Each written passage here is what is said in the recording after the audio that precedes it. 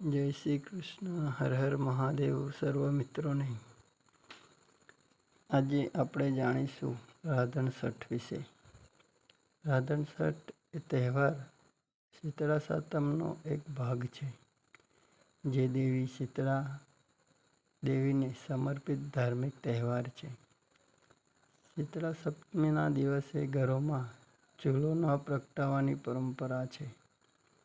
રાધન છઠના બીજા દિવસે મોટાભાગના ગુજરાતી પરિવારો ભોજનની વ્યવસ્થા કરે છે. રસોઈ માટે એક મહત્વપૂર્ણ દિવસ હોવાને કારણે આ દિવસને રાધન છઠ તરીકે ઓળખવામાં આવે છે.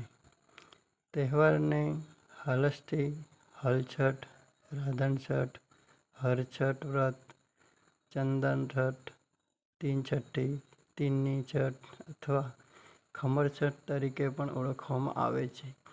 આ દિવસે કૃષ્ણના મોટા ભાઈ બલરામનો જન્મ થયો હતો. તેને બલરામ જયંતિ પણ કહેવામાં આવે છે.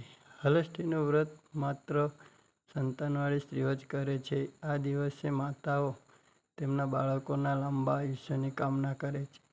શ્રાવણ માસની કૃષ્ણ પક્ષ છઠના દિવસે રાધન છઠ કે હલષ્ઠીનો તહેવાર ઉજવવામાં આવે છે.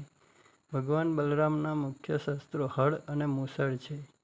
હળ પકડવાને કારણે બલરામજીને હળધર પણ કહેવામાં આવે છે.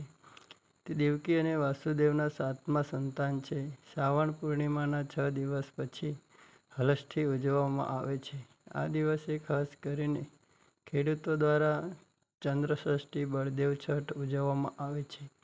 આ દિવસે હળ, મૂસળી અને બળદની પૂજા કરવામાં આવે છે.